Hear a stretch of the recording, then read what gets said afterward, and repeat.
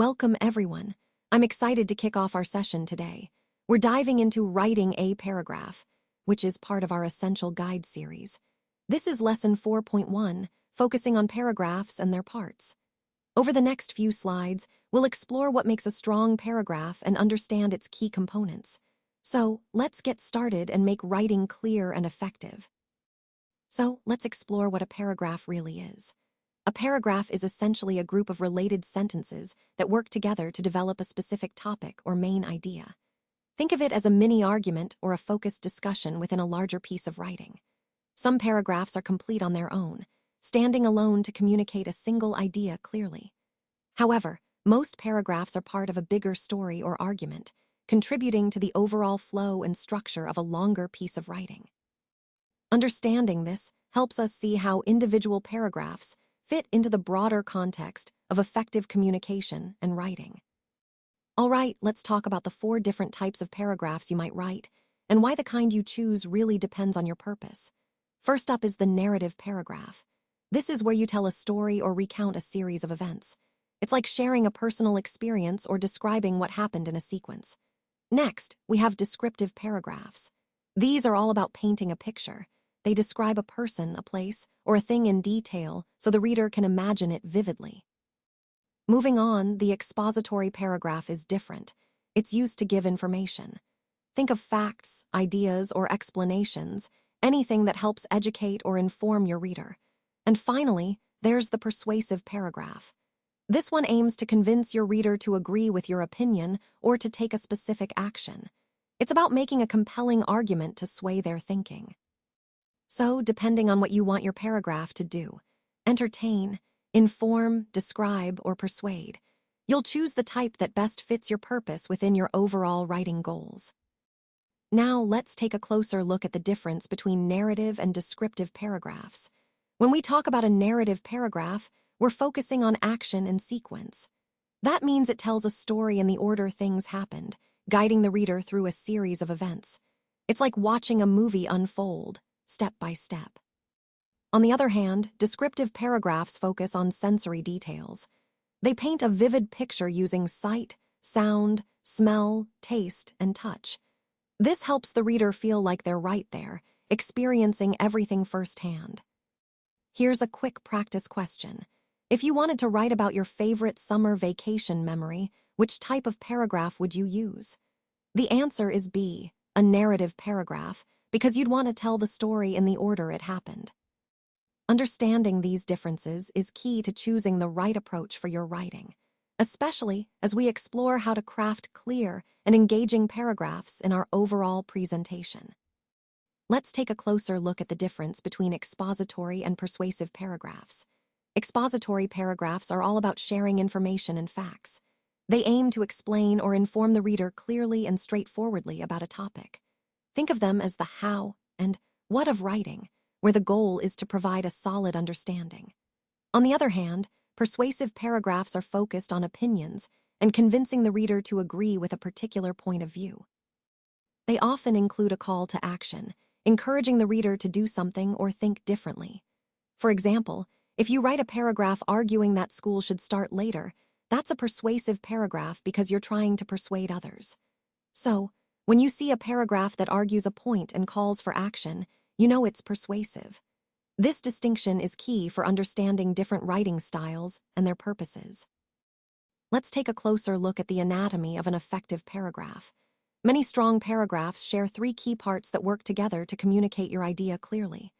First, there's the topic sentence. This is where you state your main idea or purpose right at the beginning, so your reader knows what to expect. Next, we have supporting sentences.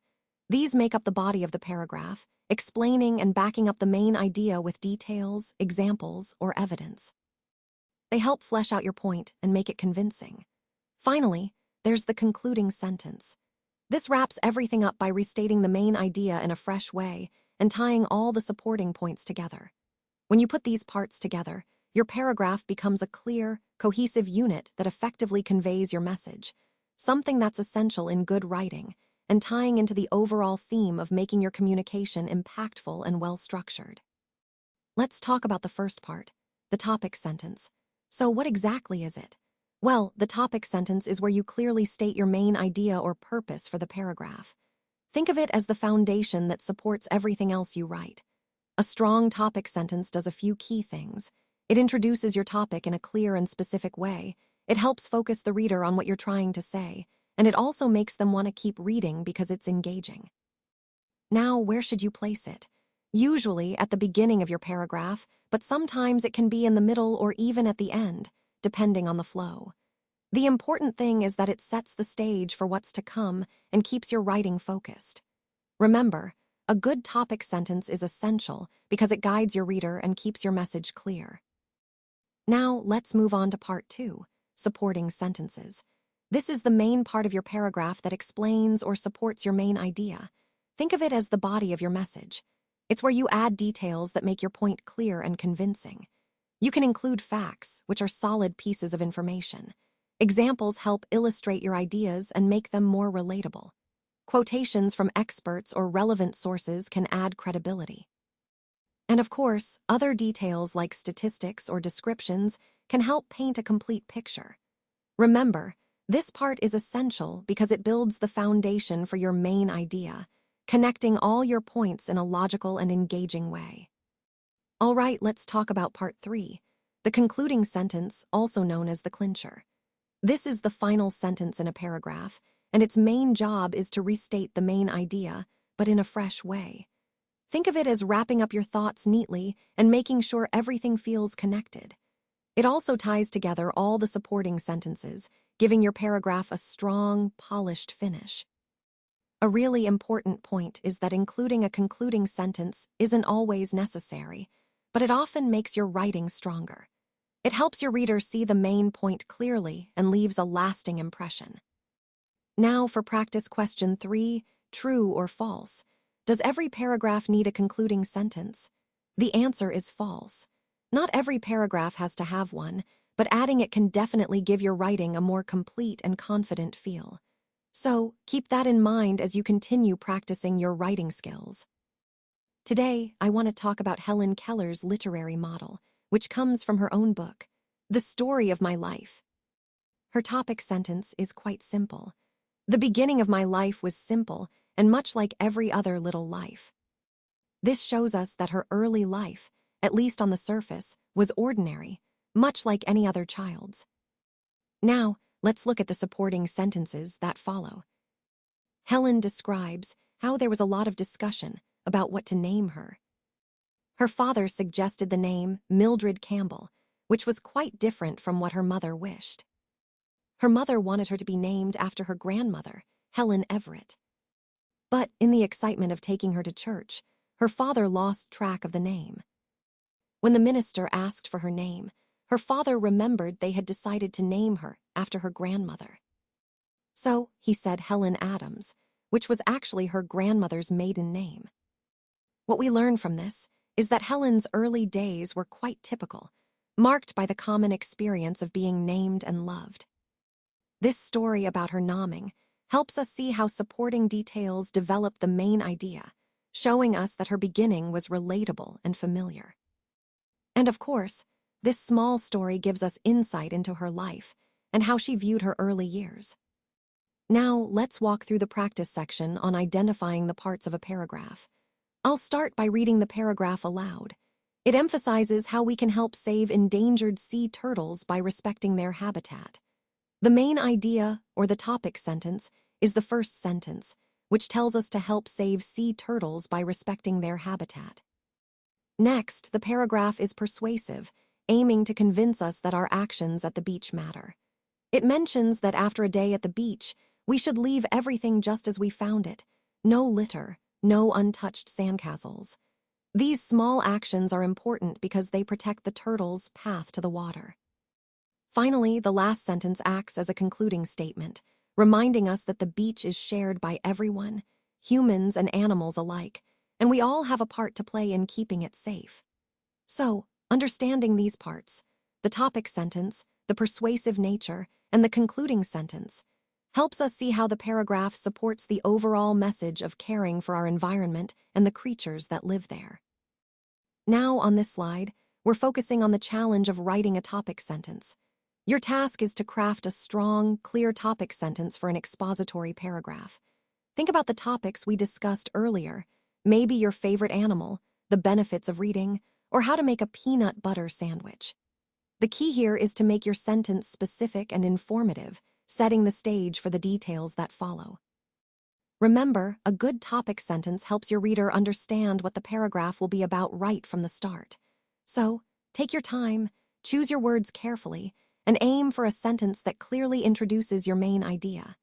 This skill is crucial because it keeps your writing focused and organized, which ties into the overall goal of effective communication. Now, it's time to get writing. All right, now we're moving into the final part of our quiz, so let's focus on type checking. On this slide, you'll see a question that asks you to read a sentence and identify what type of paragraph it most likely introduces. The sentence is, "The giant panda, with its distinctive black and white coloring, is one of the most recognizable animals in the world." Your task is to choose the correct answer from the options given: A, narrative; B, descriptive; C, expository; or D, persuasive. Remember, both B and C are acceptable here. Why is that? Well, the sentence is primarily describing the panda's features, which points to a descriptive paragraph. But it also provides factual information about the species, which is characteristic of an expository paragraph. So, the key takeaway is that this sentence can serve as an introduction to either a descriptive or an expository paragraph, depending on the context. It highlights the importance of understanding the purpose behind a sentence, whether it's to paint a vivid picture or to inform with facts.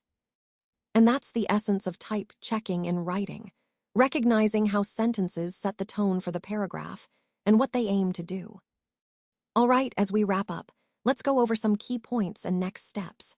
First, the main takeaways from today are essential for strong writing. We've looked at how a paragraph is structured around a clear topic sentence, which introduces and focuses your main idea. Supporting sentences then add depth with facts, examples, quotations, and details to back up your point. And finally, a good concluding sentence restates the main idea and leaves a strong impression. Remember, there are 4 main types of paragraphs: narrative, descriptive, expository, and persuasive. Each serves a different purpose, so understanding when and how to use them is crucial. The most important concept here is that a strong topic sentence is your anchor. It guides your reader and keeps your paragraph focused. Supporting sentences then flesh out your ideas, making your writing more convincing and engaging. And don't forget the conclusion. It wraps everything up neatly and reinforces your message. Now, your challenge is to start practicing these structures on your own. Think about topics you care about and write paragraphs on them. Strong paragraphs are the foundation of great writing, so the more you practice, the better you'll get. And a big thank you for your effort today.